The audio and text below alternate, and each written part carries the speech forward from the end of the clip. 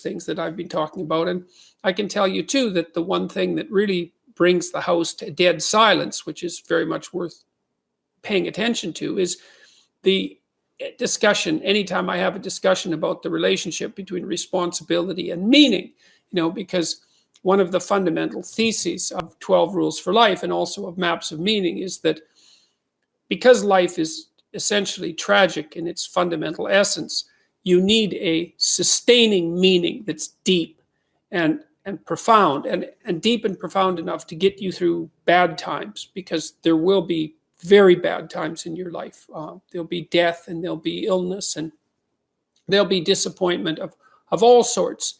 And there'll be just the standard difficulties of life in the world to contend with. And you really must have something that's profound and powerful to set up against that. And I think that your voluntary adoption of the struggle to improve being is the proper antidote to that. And that the best way to do that is to live responsibly and truthfully. I truly believe that. And I think that people know this, because when I talk to my audiences about exactly this, about who they admire, for example, it's like, well, you don't admire people who lie and cheat and deceive. You don't teach your children to do that. You admire people who keep their word, who are honest and reliable, and you want them around, especially in times of trouble. And you want people who are capable of being responsible for themselves and to take care of themselves properly, as if they matter, as a moral duty. And then you also want people who have extended themselves past that so that they can take care of their family and regard that as a noble and appropriate enterprise, and who are reliable for their children and for their husbands and wives. And then you want people who are capable of extending themselves even beyond that and taking care of the community.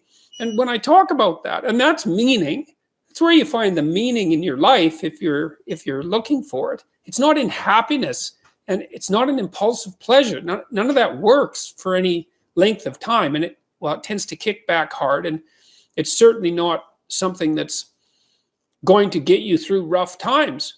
It's the ability to pick up a heavy load of responsibility and to move forward with it. And what's so interesting is that every time I talk about this with my audiences, they're reduced to complete silence.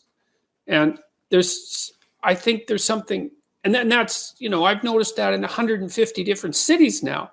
And it's something you really have to take seriously when you see it happening over and over. And I do believe that a huge part of the reason that people are coming to watch my lectures and to buy my book, the lectures, of course, have more direct impact on me than the book sales, although the book sales now have approached 3 million copies, which is quite something in hardcover around the world. And they're not translated into all the languages they're going to be translated into. That's, I think, 50 languages is what they're slated for now.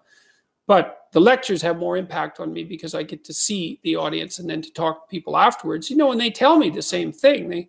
Many people who come up to me in the meet and greets, because people can come and talk to me after the lecture. There's special tickets arranged for that.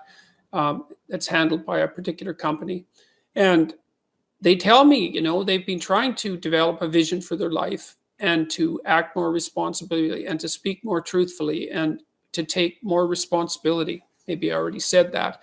And that the changes in their lives have been overwhelming as a consequence. Merely trying to just speak the truth or not lie has had a huge effect on many of the people that I've talked to. And it's not a simple thing to do, and it's a risky thing, because the consequences of speaking the truth in the short term, especially if you're not very practiced at it, can be quite devastating, which is, of course, why people don't do it. But the medium to long-term consequences are extremely beneficial, and it's what sets the world straight. And so